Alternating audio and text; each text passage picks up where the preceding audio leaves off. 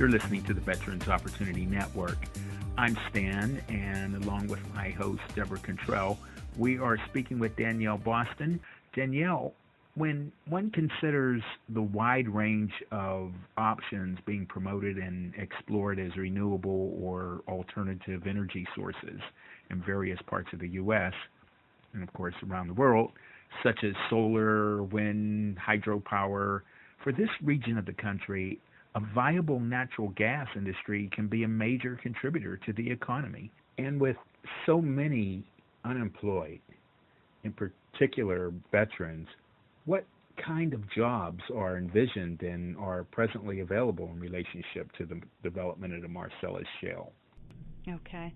There's a wide array of jobs available in this industry. We are projecting this industry currently we're probably impacting about 90,000 jobs. And this is an interesting industry because it's very complex. Not only do you have your drillers or your operators who are the ones going out and actually exploring and finding the natural gas, but you have all the service companies that are here to service those operators. The operator typically acts as a general contractor, and every phase of production is kind of contracted out to different specialty businesses who will ultimately have the jobs, and the job impact will be with them.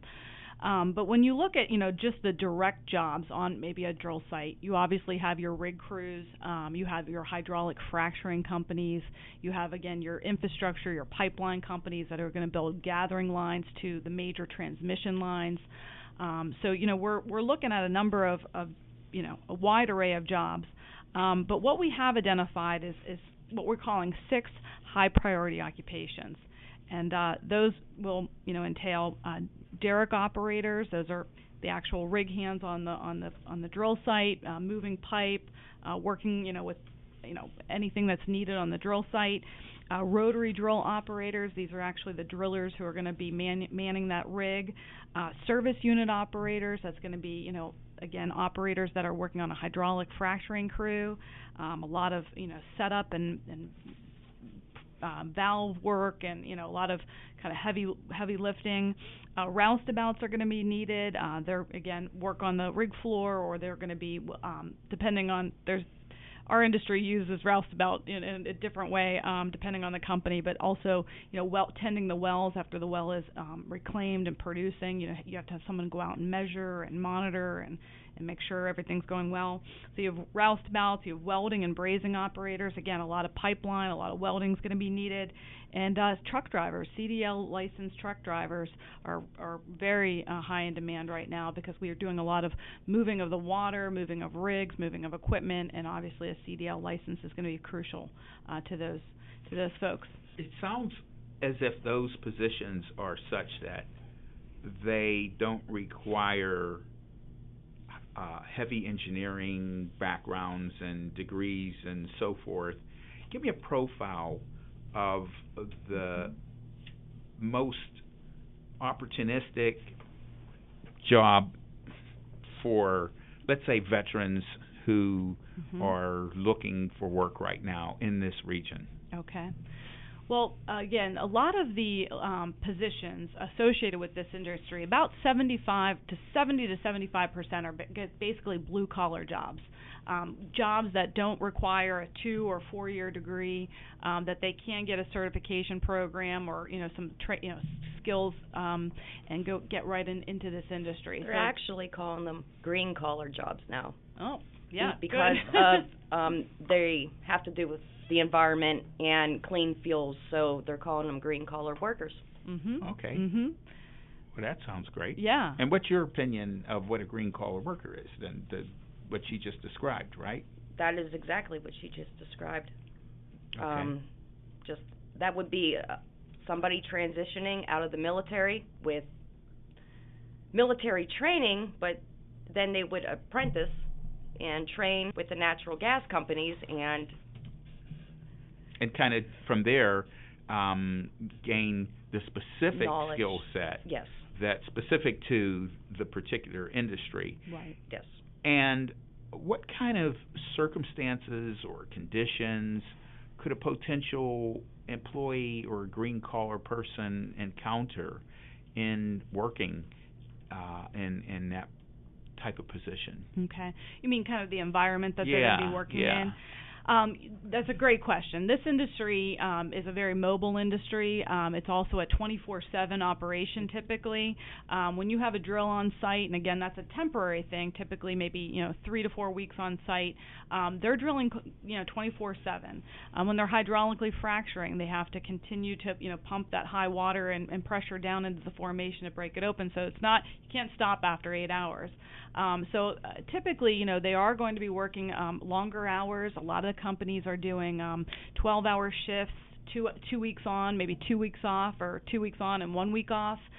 So it is, a demanding industry. You're going to be working outdoors in the brightest of beautiful days and in the darkest of rainy days, or in the cold weather as well. So, again, when it kind of relates back to the veterans, this is in the ex-military, it's a very good fit for them because they have experienced that in their duties. Usually, they're no strangers to longer hours and hard work and working out in some of the conditions. So. But when somebody said, "Oh, that sounds like a lot," 2 weeks away, that's tough. Somebody kind of flipped it around and said, "Well, how would you like 17 weeks off, in a year?" And if you think about it, some people say that's a really great schedule for me. Gives me some freedom. I have a intense 2 weeks, and then I have a week off to be with family or to go take online classes or what have you. So it's kind of all in the way you look at it. But we're seeing that Pennsylvania and Pennsylvanians really aren't used to this type of work. Again, these longer days and longer stretches. So culturally, I think there has to be a bit of a shift in, thinking about when you are, considering this industry, thinking about, is this going to work for my lifestyle? So we're kind of working on that issue right now. A lot of people are excited about this industry. They want to get involved. They get involved and they go, wow, maybe this wasn't what I was thinking. Yeah. Well, what do you think, Deborah, about military people transitioning? I mean, you just get back from Iraq, let's say, or Afghanistan, and you've been away from your family on 2 or 3 tours, 4 or 5 tours of duty, and now you're in a situation where you want to spend time with your family and so forth, but you need to make money. But tell me, what do you do? Actually, the starting salary would be $13 and $19 per hour. Getting out of the military and transitioning, it's very difficult to find a job with that type of pay. I would want to spend time with my family, but in the same aspect, there's been 1,500 wells drilled already in Pennsylvania. There is a need for it.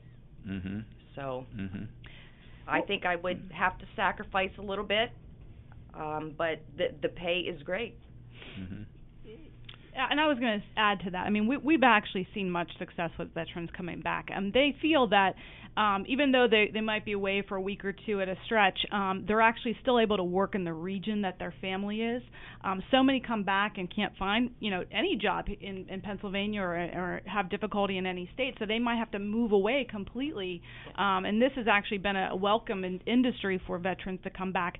Again, typically you're working in a region, so you might be working in the northern tier area up near the New York border that has seen a lot of activity, or you might be working in the southwest region of Pennsylvania that also has seen a lot of drilling activity with the Marcellus Shale.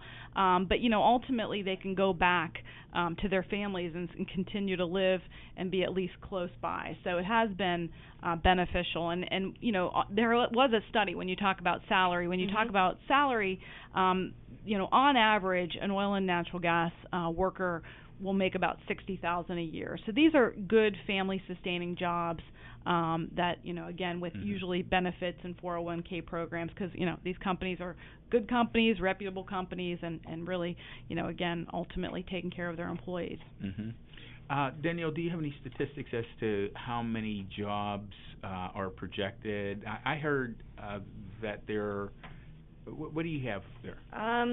The national gas industry has created 88,855 jobs already in 2010 and produced $8 billion in economic activity, and nationally 2.8 million. Does that make sense? Does that make sense?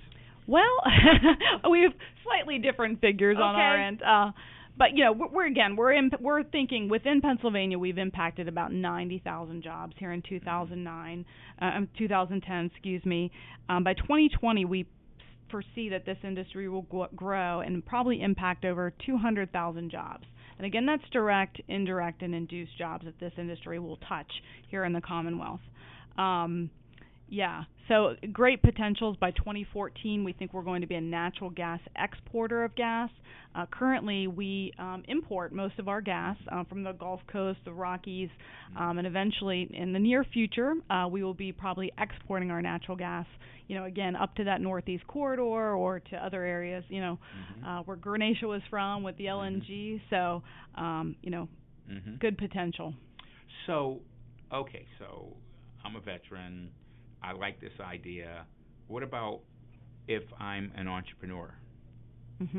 What are the prospects for entrepreneurialism or enterprise supplier opportunities?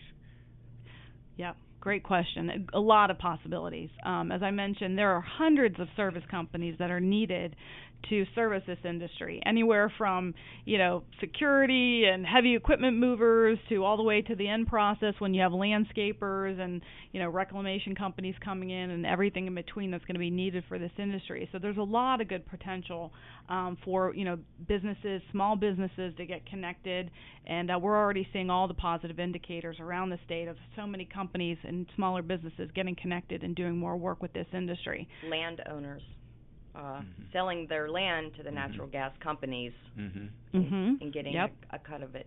So. Well, and I'm especially interested in veteran-owned enterprises that are looking for opportunities where a job may not suit them and they may have decided to go down the path of being an entrepreneur. Now, having said all of this, what are some of the ways in which veterans can get involved in this initiative, the development activity? Are there some paths to getting involved besides being in touch with the Veterans Opportunity Network? Yeah, sure. We are continuing to work at some of those transfer offices, to really get the word out about this industry. We're obviously going to lead them to areas where they can get some of the initial skill sets and some of the initial training that's needed. As we know, safety and environmental protection are key to this industry.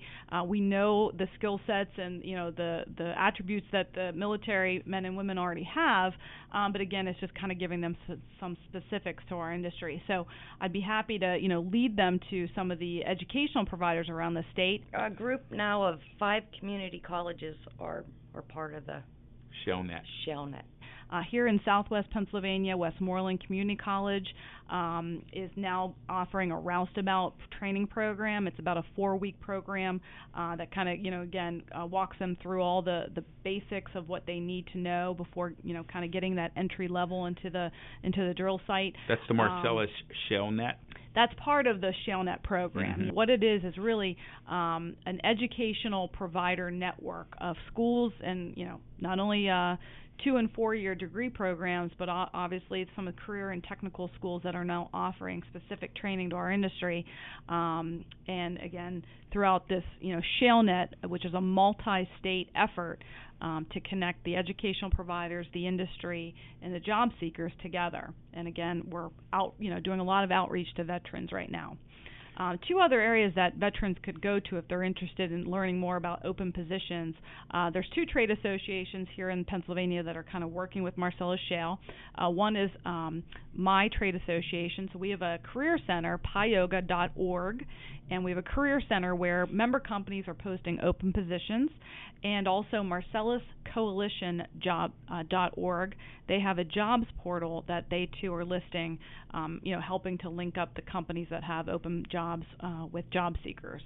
So those are 2 good avenues. And then ultimately the Pennsylvania Career Link system. All of our employers are working very closely with them. We encourage them to work closely with Career Links because that's really their role, is to help find good candidates and match them up with the employers of our industry.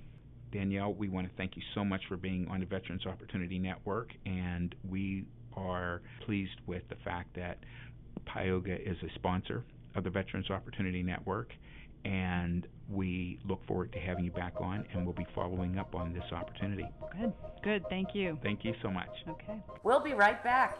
You're listening to the Veterans Opportunity Network.